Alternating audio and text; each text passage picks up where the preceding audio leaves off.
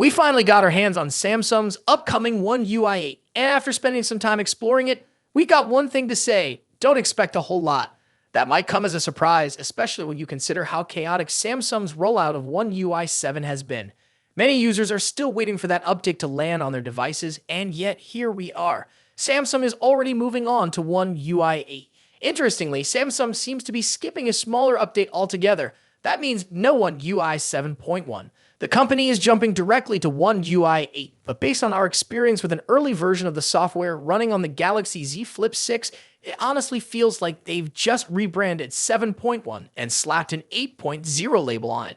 Let's talk about what we actually found. One UI 8, at least in its current form, feels like a very small update. Most of the so-called new features are things that could have easily been part of One UI 7, but for whatever reason, Samsung held them back. One perfect example is the Now Brief feature. It's now available on the Galaxy Z Flip 6 and other 2024 flagships with One UI 8. But here's the kicker. The color for Now Brief was already present in One UI 7. It just wasn't active. With One UI 8, it finally becomes usable on older devices too, not just the latest ones. Another feature being pushed as new is log video recording in the camera app. This originally debuted on the Galaxy S25 series and later became available for the Galaxy S24 lineup via the One UI 7 update. Now, One UI 8 brings it to the Flip 6 as well. Again, it's a welcome addition, but not entirely groundbreaking. Now let's move on to something that is actually improved: Quick Share.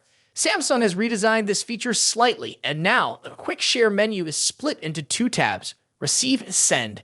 This change may sound small, but it makes a noticeable difference. When you switch to the Receive tab, your device becomes visible to others temporarily, and you can exit once you're done sharing.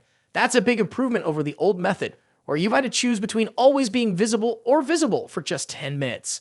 Visually, One UI 8 looks nearly identical to One UI 7. However, we did notice one UI tweak in the Quick Settings panel. Some of the buttons now have shaded backgrounds. That said, it's unclear whether this is a new design or just a bug, because on another Galaxy Z Flip 6 we tested, the shading didn't show up at all.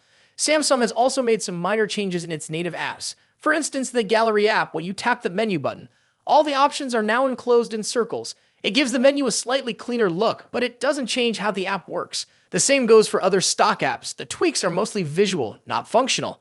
Now, One UI 8 is built on top of Android 16, so naturally, there are some behind-the-scenes improvements to the operating system.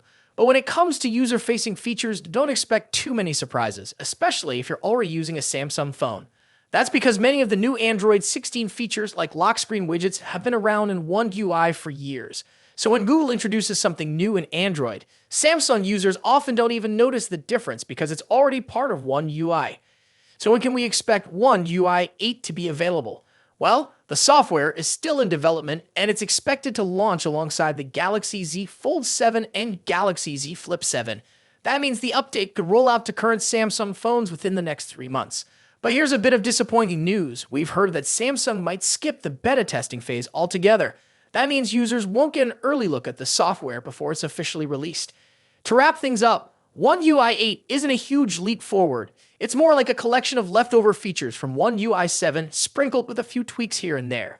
It's still early, so more changes might come before the final release, but based on what we've seen so far, you might want to keep your expectations in check. We'll continue exploring this new version and share updates as we discover more. So if you want to stay in the loop with all things One UI, make sure to subscribe to our channel. Thanks for watching, and we'll catch you in the next one.